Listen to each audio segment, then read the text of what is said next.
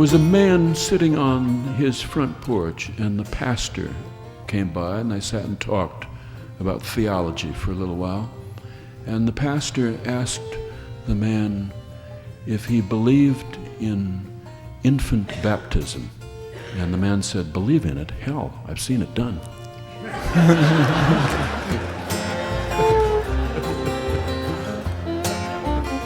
A humorist has to what? What was I about to say? I was distracted. If everyone would just be perfectly still, I'm sure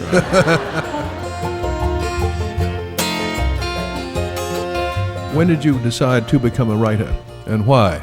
I grew up in a fundamentalist Protestant family that stressed that we were a select people, and so we were to avoid contact with others who did not share our faith.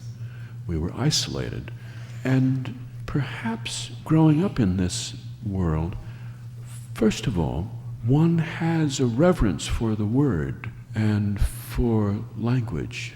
God spoke to us through the word, and in our family this was the King James Bible. It also, I think, gave books, fiction, great power because they were proscribed. We were not to touch them. And my family was shocked when I came home with a volume of Hemingway when I was a boy, and I wanted to read it. So there was a price to be paid for being interested in fiction and in writing, pushing my family away. Books and authors became my family. It's a decision, however, that continually seems temporary, that you're never quite sure you've made it absolutely. I'm only 52, so I made a sort of a tentative choice that has lasted this long, but I could still fall back on retail sales. Being considered a humorist, are you constantly aware that it's time to come up with something as clever as you've just described, or to be comic in some way? I think that you're only obliged to be a humorist from maybe the age of 18 until you turn 30. Past the age of 30, I don't think there's any obligation to be clever at all. And after that, you, I think, are supposed to settle down, be a good person, raise your children, and be good to your friends, which you may not have been when you were very clever, and try to atone for your cleverness. Humor has to surprise us, otherwise it isn't funny, and it's a death knell for a writer to be labeled a humorist, because then, of course, it's not a surprise anymore. It's what's expected of him. And when you come to expect humor of people, you will never get it. Looking for it, demanding it, expecting it, what you do is to kill off every joke you ever come across. Humor in writing needs to come in under cover of darkness and be disguised. It has to surprise people.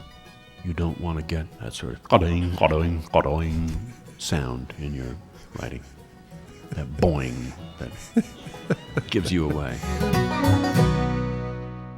Humor is not about problems with airline luggage handlers. It's about our lives in America.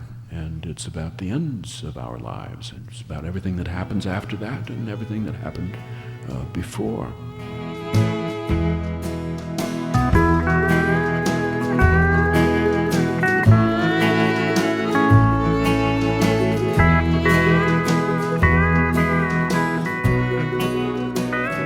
Well, you paint this lovely picture of the piece going up and then immediately appearing in the magazine. I was wondering if sometimes they, at the New Yorker, they say, well, this is not quite up to snuff, or however they would put it.